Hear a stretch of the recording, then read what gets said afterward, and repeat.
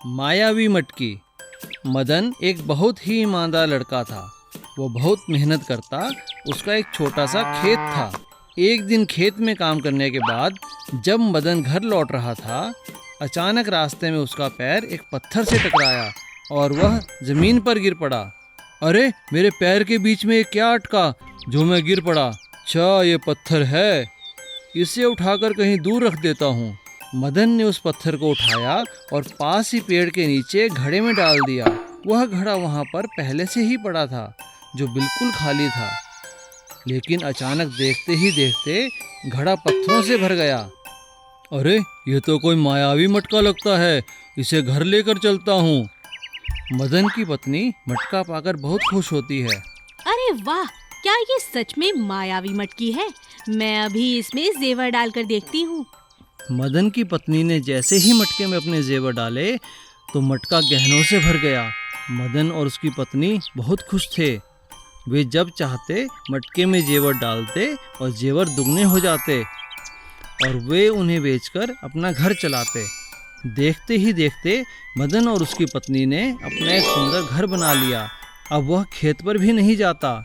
दोनों पति पत्नी बहुत खुश थे और अच्छी जिंदगी जी रहे थे। उनके पास अब किसी चीज़ की कोई कमी नहीं थी। जब कपड़ा चाहते तो घड़े में कपड़ा डाल देते, जब पैसा चाहते तो घड़े में पैसा डाल देते। ऐसा करते उन्हें कई दिन बीत गए।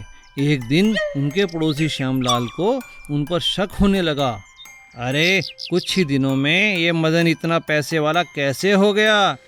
पहले तो बहुत गरीब था, 2 वक्त की रोटी भी नहीं थी उसके पास।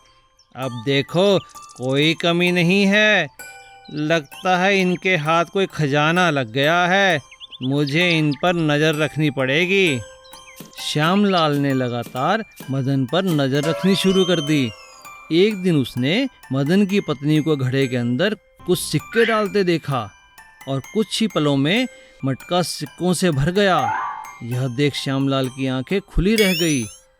यही वो राज है जिसके कारण इन्हें कोई कमी नहीं रहती।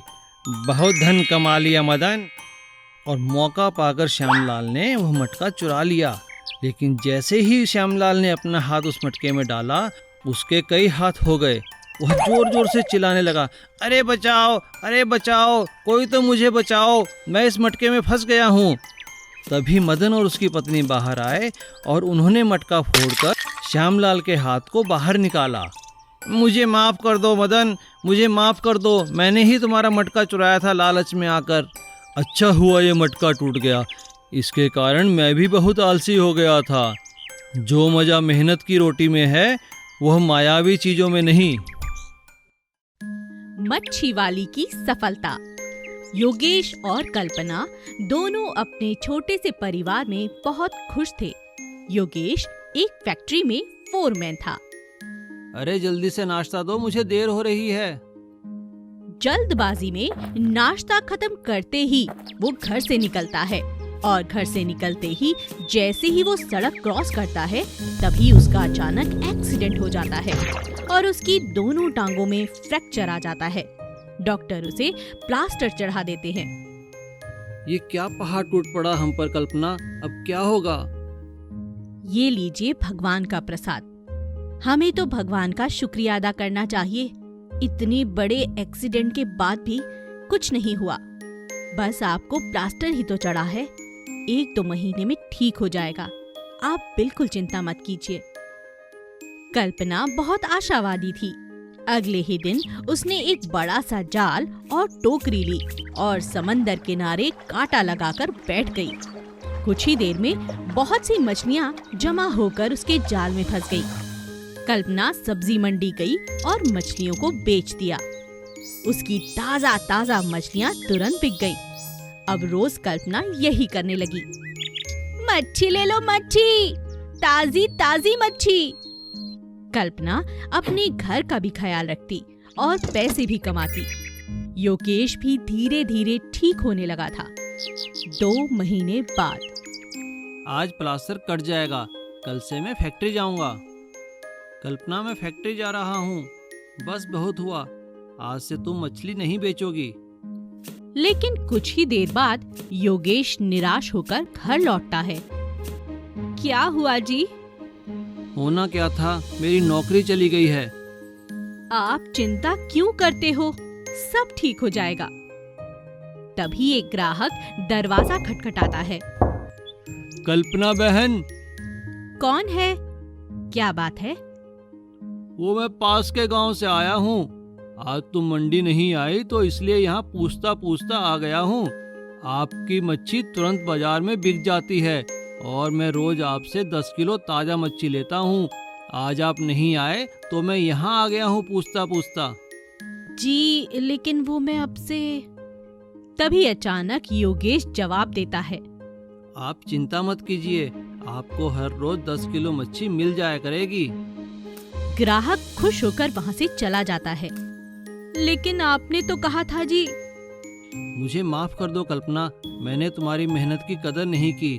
आज से मैं भी तुम्हारे साथ तुम्हारे लिए मच्छी पकड़ूंगा और तुम्हारे मच्छी के सफल व्यापार में तुम्हारा साथी बन जाऊंगा। आशावादी होना बहुत जरूरी होता है। कलेक्टर बहू। राधा एक समाज सेविका थी। वो एक एनजीओ में काम किया करती थी, जहाँ पर अनाथ बच्चों को पाला पोसा और बड़ा किया जाता था। कोई घर पे है? अरे पवन भाई, आओ आओ, कैसे हो? बाहर क्यों खड़े हो, अंदर आओ। कैसी हो राधा? मैं ठीक हूँ, आप कैसे हैं? बैठिए, अभी आपके लिए चाय लेकर आती हूँ। ये लीजिए भैया, मुंह मीठा कीजिए। राकेश की सरकारी नौकरी लगी है। अरे वाह, मानना पड़ेगा राधा, अकेले ही तुमने बहुत मेहनत कर कर उसे पढ़ाया लिखाया है। ये तुम्हारी तपस्या का ही परिणाम है। बस अब चाहती हूँ उसकी जिंदगी में एक अच्छी लड़की आ जाए। आपको इसीलिए बुलवा भेजा है। आपकी नजर में कोई अच्छी लड़की हो तो बताओ। लड़कियां तो बहुत हैं, मगर अब तुम्हारा बेटा बड़ा सरकारी ऑफिसर हो गया है। अब लड़की भी तो उसकी बराबरी की होनी चाहिए ना। अब मेरे पड़ोसी घनश्याम जी को ही देख लो, उनकी 3 बेटियां हैं। वो चाहता है कि अभी 12वीं के बाद ही उनकी बेटियां शादी कर लें। पर ऐसा क्यों? क्या बच्चियां पढ़ने में अच्छी नहीं? अरे नहीं राधा, ऐसा कुछ नहीं। सबसे बड़ी वाली सुमन तो पूरे जिले में प्रथम आती है और हर बारी इनाम लेकर आती है। बेचारी का रो रो कर बुरा हाल है, क्योंकि वो भी आगे चलकर कलेक्टर बनना चाहती है, लेकिन उसका बाप है कि उसे आगे पढ़ाना ही नहीं चाहता। कहता है लड़कियों को पढ़ाने में पैसा वेस्ट होता है। ये देखो, आज के अखबार में सुमन की तस्वीर भी छपी है। भैया, मुझे तो ये लड़की बहुत पसंद है। राधा अपने बेटे राकेश को लेकर सुमन के घर जाती है। बेटा राकेश, तुम्हें लड़की पसंद है? हाँ माँ, मुझे भी लड़की बहुत पसंद है। सुमन बेटा, क्या तुम्हें राकेश पसंद है?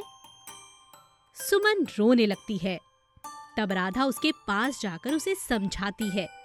अरे बेटी, मैं जानती हूँ कि तुम पढ़ाई लिखाई में बहुत होशियार हो और कलेक्टर बनना चाहती हो। तुम बिल्कुल चिंता मत करो, मैं तुम्हारा ये सपना साकार होने में तुम्हारी पूरी शिद्दत से मदद करूंगी। सुमन मुस्कुरा देती है। राधा बड़ी धूमधाम से अपने बेटे की शादी करती है। बेटी सुमन, आज से बस पढ़ाई पर ध्यान दो, घर का सारा काम मैं देख लूंगी। राकेश और राधा सुमन की हर तरह से मदद करते हैं और एक दिन IAS की परीक्षा का दिन आया। अरे बेटी, ये ले, दही शक्कर खाकर जा। मुझे पूरा यकीन है तू कलेक्टर जरूर बनेगी। पूरे जिले में सुमन ने IAS की परीक्षा में सबसे प्रथम स्थान प्राप्त किया। वो अब कलेक्टर बन चुकी थी। आज मेरी बहू कलेक्टर बन गई। बेटा हो या बेटी, पढ़ाई लिखाई में जो अच्छा हो उसे हमेशा आगे बढ़ाने में उसकी मदद करनी चाहिए। टैक्सी वाली बेटी।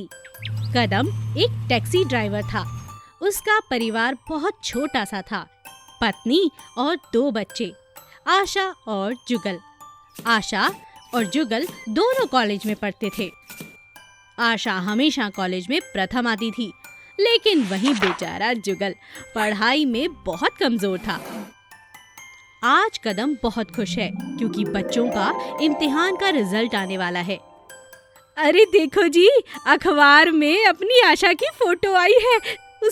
उसने कॉलेज में प्रथम स्थान प्राप्त किया है। पिताजी, मुझे आशीर्वाद दीजिए। खुश रहो बेटी। अचानक तभी दरवाजे पर एक पुलिस वाला आता है। क्या बात है साहब? आपको किससे मिलना है? क्या जुगल यहीं रहता है? हाँ साहब, मेरा बेटा है, बताइए क्या हुआ? कहाँ है वो? उसे बाहर बुलाओ। जुगल बाहर आता है और तुरंत पुलिस वाले उसे पकड़ लेते हैं। ये आप क्या कर रहे हैं? मेरे बेटे को कहाँ लेकर जा रहे हैं साहब? तुम्हारे बेटे ने काम ही ऐसा किया है, तुम्हारा नाम रोशन कर दिया है इसने। ये आप क्या कह रहे हैं? हाँ हाँ, बताइए क्या हुआ साहब, क्यों पकड़ के ले जा रहे हैं आप इसे? तुम्हारे बेटे ने पेपर लीक किए हैं, पेपर। जुगल को 5 साल की सजा हो जाती है। उधर कुशल दिन रात परेशान रहने लगा। टैक्सी चलाने में भी उसका मन नहीं लगता था। मैं तो कहती हूँ आशा के हाथ पीले कर देते हैं। इस बुढ़ापे में इतनी बदनामी हो चुकी है, लोग कल को आएंगे और रिश्ता भी ठुकरा देंगे। तुम ठीक कहती हो भगवान, मैं कल ही टैक्सी बेचकर आशा की शादी की बात करता हूँ। हमारा क्या है, हम गांव चले जाएंगे, बुढ़ापा हमारा वहीं कट जाएगा। पिताजी, क्या आप मुझ में और भैया में अंतर रखते हैं? अरे नहीं बेटी, ऐसी कोई बात नहीं है, मैंने तुम दोनों में कभी कोई फर्क नहीं समझा। तो फिर आप मेरी शादी की बातें क्यों कर रहे हैं? क्या आपको मुझ पर भरोसा नहीं? ठीक है बेटी, अगर तू और पढ़ना चाहती है तो पढ़ाई में ध्यान दे। कुशल टैक्सी चलाने पर ध्यान देने लगता है। एक दिन कुशल की टैक्सी का एक्सीडेंट हो जाता है और उसका एक हाथ कट जाता है। हे भगवान, ये हमारी कौन सी परीक्षा ले रहा है? माँ, तुम परेशान मत हो। आशा घर की पूरी जिम्मेदारी अपने ऊपर ले लेती है। वो एक ड्राइविंग स्कूल में जाकर गाड़ी सीखने लगती है। पिताजी, आप बिल्कुल चिंता ना करें, मैंने ड्राइविंग स्कूल से टैक्सी चलाना सीख लिया है। ये देखिए मेरा लाइसेंस। रात में पढ़ाई करती और दिन में मेहनत करके टैक्सी चलाती। धीरे धीरे दिन बीतते गए। पिताजी, ये देखिए, मेरा पीएचडी का रिजल्ट भी आ गया है और मुझे एक बहुत अच्छी नौकरी मिली है। अब हमारी खुशियों को कोई नजर नहीं लगेगी। पूरा परिवार बहुत खुश था। जुगल भी लौट आया था। टैक्सी वाली बेटी ने अपनी समझदारी से घर को फिर से संवार दिया।